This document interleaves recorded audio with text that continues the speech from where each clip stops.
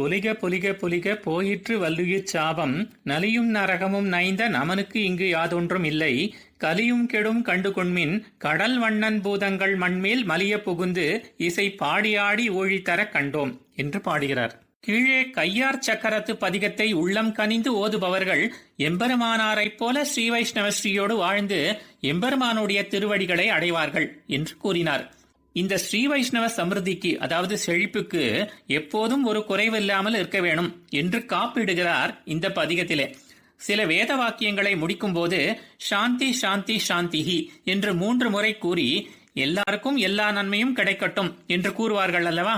அதே போல பொலிக பொலிக பொலிக என்று 3 முறை கூறி மங்களாசாசனம் பண்ணுகிறார். திடீரென்று இப்படி மங்களாசாசனம் பண்ண இப்பொழுது அவசியம் என்ன வந்தது எனில், கீழே 4ஆம் பத்திலே நன்னாதார் முருவலிப்ப பதிகத்திலே சம்சாரிகள் அடையும் துன்பத்தை எண்ணி பார்த்த ஆழ்வார் அதற்கு பரிகாரமாக ஒன்றும் தேவும் பதிகத்திலே பகவானுடைய பரத்வத்தை விளக்கி அவர்களை எல்லாம் திருத்தினார் அல்லவா?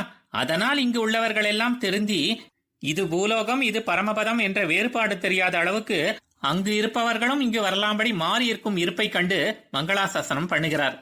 ஆழ்வாருடைய ஸ்ரீ வைஷ்ணவ ஸ்ரீயை காண்கைக்காக நித்தியசூரிகள் இங்கே இறங்கி வர அவர்களைக் கண்டு மங்களாசாசனம் பண்ணுகிறார் என்று சில ஆச்சாரியர்கள் கூறுவதும் உண்டு. ஆழ்வாருடைய ஸ்ரீ வைஷ்ணவ ஸ்ரீ யாதெனில், அவருடைய உபதேசத்தை கேட்டு திருந்தின ஸ்ரீ வைஷ்ணவர்களின் சமிருதி, அதாவது செழிப்பு என்ற ஸ்ரீ, அதாவது கைங்கரிய செல்வம். ஓங்கி உலகளந்து உத்தமன் பேர்பாடி என்ற பாசுரத்திலே மழை நெல் தேன் பால் என்ற ஒவ்வொன்றையும் செல்வம் என்று ஆண்டாள் கூறினாள் அல்லவா? அதே போல இங்கு இவரும் கைங்கரிய செல்வத்தை பற்றி கூறுகிறார். ஏனைய செல்வம் அனைத்தும் தேய்ந்து ஒரு நாள் குறைந்து போகவும் வாய்ப்புண்டு. ஆனால் கைங்கரிய செல்வம் மட்டும்தான் தேய்வதும் இல்லை குறைவதும் இல்லை, வளர்ந்து கொண்டேதான் செல்லும். குறைவொன்றும் இல்லாத கோவிந்தனே, இந்த கைங்கரியத்தை எங்களுக்கு கொடு, இறைவா நீ தாராய் பறை என்றுதானே ஆண்டாளும் திருப்பாவை முடிவிலே பிரார்த்தித்தாள். ஆக இப்படி அனைத்து தர்மங்களிலும் உயர்ந்த ஸ்ரீ வைஷ்ணவ தர்மம் தழைத்து வளர்ந்திருப்பதைக் கண்டு வாழ்க வாழ்க வாழ்க என்று 3 முறை கூறி இது இப்படியே நன்றாக வாழ வேணும் என்று பெரியாழ்வாரைப் போல பல்லாண்டு பாடுகிறார். வீற்றிருந்து ஏழுலகு பதிகத்திலே பகவத் விஷயத்திலே எம்பெருமானுக்கு மங்களாசாசனம் பண்ணினார். இந்த திருவாய்மொழியிலே பாகவத விஷயத்திலே அவன் அடியவர்களுக்கு மங்களாசாசனம், அதாவது பல்லாண்டு பாடுகிறார். அவசியம் அனுபவித்தே தீர்க்க வேணும் என்று ஜீவராசிகளை பற்றி கொண்டு இருக்கிற வலிய பாபமானது இனி தொலைந்து போனது. இந்த ஆத்மாவை பற்றி கிடந்த அவித்யை, அதாவது அஜ்ஞானம் முதலானவை இனி தொலைந்து போனது என்கிறார். இனி அந்த நரகங்களை அனுபவிக்க ஆளே இல்லை, அவை அனைத்தும் பராமரிப்பின்றி புல் முளைத்து போயின. இப்படி வருத்தத்தை விளைவிக்கக்கூடிய நரகலோகங்களும் அழிந்து போன பின்பு யமனுக்கு இந்த பூமியில் என்ன காரியம் உள்ளது? ஒரு காரியமும் இல்லை என்கிறார். தர்மபுத்திரனுக்கு கூட ஒருமுறை நரகலோகம் சென்று காண வேண்டும்படியாக ஆனது, அதற்கு கூட அவசியமில்லாமல் போனது என்கிறார். சித்திரகுப்தன் எழுத்தால் தென்புலக்கோன் பொறியொற்றி வைத்த இலச்சினை மாற்றி தூதுவர் ஓடி ஒளிந்தார் என்று பெரியாழ்வார் திருமொழியிலே கூறுவது போல, சித்திரகுப்தன் என்ற யமலோகத்து கணக்கு பிள்ளையானவன் ஒவ்வொருவரும் செய்த தீவினைகளை சுவடியில் எழுதி அதன் மேல் யமனுடைய கையெழுத்தை இடுவித்து அதனை பாதுகாப்பாக வைத்திருக்க அதனை யமதூதர்கள் எடுத்து சுட்டு போட்டு ஓடி ஒளிந்து கொண்டனர் என்னும்படி ஆயிற்றே என்கிறார். ஆனால் இவை அனைத்தும் கிருதயுகத்தில் வேண்டுமானால் நடக்கலாம், கலியுகத்திலே நடக்குமோ என்று சிலர் கேட்க அதற்கு பதில் கூறுகிறார் 3ஆம் வரியிலே. கலிபுருஷனும் விரைவில் தொலையக்கூடும், அதை நீங்களே பிரத்யட்சமாக பார்ப்பீர்கள் என்கிறார். கலி மிக கொடுமையாக வெப்பம் கொடுக்கிற காலமாய் இது இருக்க இப்படி கலி அழிந்துவிடும் என்று கூறுவதற்கான அடிப்படை என்ன என்று இவர்கள் கேட்க, அனுபவத்தால் அறியக்கூடிய விஷயத்திற்கு ஆதாரமோ உபதேசமோ அவசியமா என்கிறார்.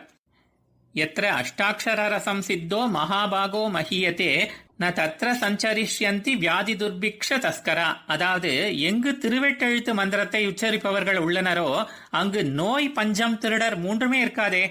பாகவத சஞ்சாரம் இல்லாத காரணமே இத்தகைய தாழ்வான நிலைக்கு காரணமாகிறது. அது உண்டான பின்னர் இந்த நிலை, அதாவது கலியின் கொடுமை நிலை நிற்குமோ? ஆச்சாரிய ஹிருதயத்திலே மணவாள மமுனிகள் கலியும் கெடும் போலே சூச்சிதம் என்பதை விளக்கும் போது, மயர்வர மதிநலம் அருளப்பெற்ற ஆழ்வார் எதிர்காலத்தில் நிகழப்போகிறவற்றை முன்பே கூறினார். அதாவது திருமங்கை ஆழ்வார் ராமானுஜர் போல்வோர் அவதரித்து கலியின் சுபாவம் கழியும் என்று கூறினார். காண்பதற்கு இனிமையாக உள்ள சமுத்திரம் போல அளக்க முடியாத திருக்கல்யாண குணங்களின் மேன்மையாலும் ரூபத்தின் மேன்மையாலும் எல்லையில்லாத மாகாத்மியம் கொண்டவனாகவும் உள்ள அந்த சர்வேஸ்வரனால் தங்களுடைய சொரூபம் நிலைக்க பெற்ற பாகவதர்கள், அதாவது அவனுடைய இருப்பு என்பதே தங்களுடைய இருப்பாக உள்ளவர்கள். அப்படிப்பட்டவர்கள் பரமபதத்தில் அல்லவோ இருப்பார்கள். பகவத் அனுபவத்திற்கு மேட்டுமடை, அதாவது தண்ணீர் எளிதில் ஏற முடியாத மேடான இந்த சம்சார நிலத்திலே பாலைவன தண்ணீரை போல எங்கேயோ ஒருவர் இருவர் மட்டுமல்லவோ இருப்பார்கள் என்று கேட்க, அப்படியெல்லாம் ஒன்றுமில்லை, நிறைய பாகவதர்கள் கூட்டம் கூட்டமாக இந்த உலகத்திலேயே இருக்கிறார்கள் என்கிறார். அத்தகைய அடியார்கள் குழாங்கள் எல்லாம் கூட்டமாக வந்து புகுந்து பகவத் குணங்களை இசையில் பாடி மகிழ்ச்சியின் காரணமாக மயங்கி ஆடியபடி இருப்பதை நாம் பார்க்கிறோம் அல்லவா? யமன் தலை மீது கூட அடியிட்டு பயமின்றி அனைத்து இடங்களிலும் சஞ்சரித்து எங்கும் பறந்து நிற்பதையும் நாம் பார்க்கிறோமே. ஆகவே இதில் சந்தேகம் ஒன்றுமில்லை.